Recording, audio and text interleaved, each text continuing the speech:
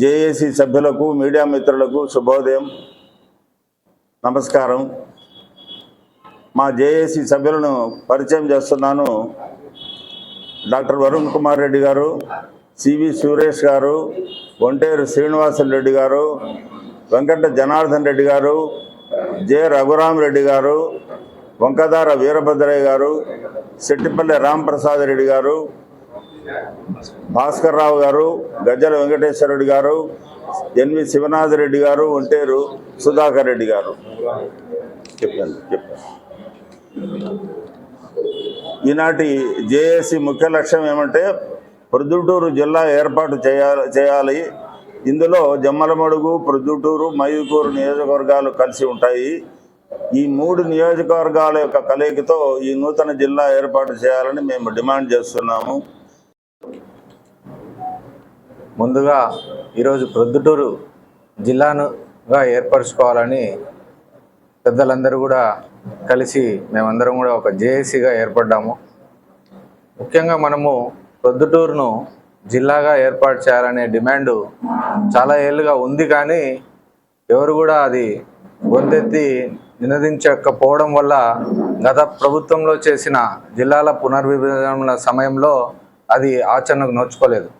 కానీ ఇప్పుడు ఈ ప్రభుత్వం వచ్చిన తర్వాత కొత్తగా మళ్ళా జిల్లా పునర్విభజన చేయాలా అని ఆలోచన చేసింది, దానికే నోటిఫై కూడా చేసింది. సో ఆ ఇప్పుడు ఒక మంచి అవకాశం. సో ముందుగా ఏ ప్రాంతమైనా ఒక జిల్లా కావాలంటే అర్హతలు అవసరం.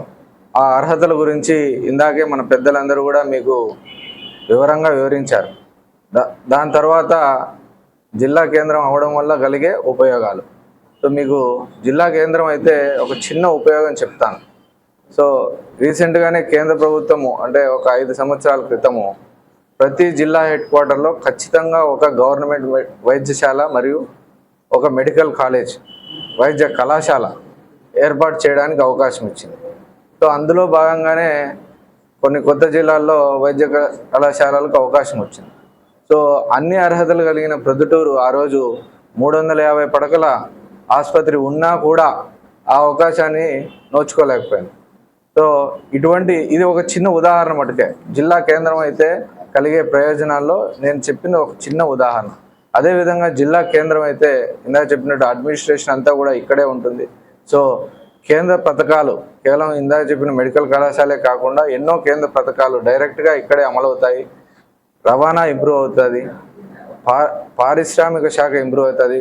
సో మనం చూస్తున్నాము, మన ప్రపోజల్లో ఒకటి ఏంటంటే జమ్మలమడుగు, ప్రొద్దుటూరు మరియు మైదుకూరు నియోజకవర్గాలను కలుపుకొని ప్రొద్దుటూరు జిల్లాగా ఏర్పాటు చేయాలని డిమాండ్ చేస్తున్నాం. చూస్తున్నాం కొత్తగా స్టీల్ ప్లాంట్ కూడా జమ్మలమడుగుకి వస్తూ ఉంది.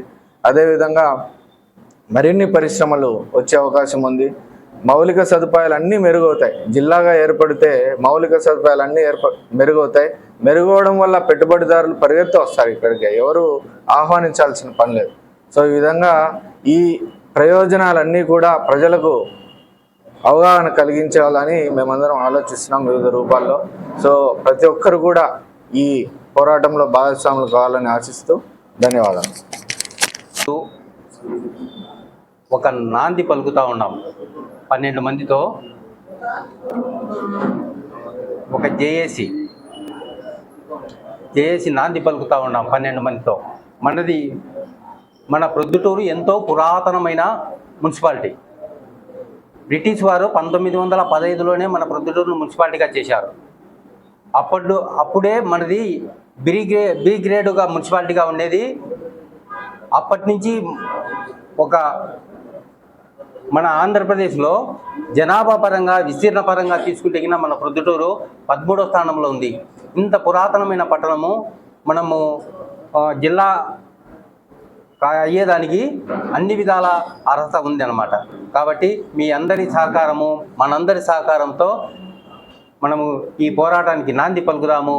ఎటువంటి పరిస్థితుల్లో మనం ఈ ఉద్యమంలో మనము ముందడుగు వేసి మనము ఇది సాధించుకునేదానికి 100% కృషి చేస్తామని చెప్పి ఈ సభాముఖంగా నేను తెలియజేసుకుంటూ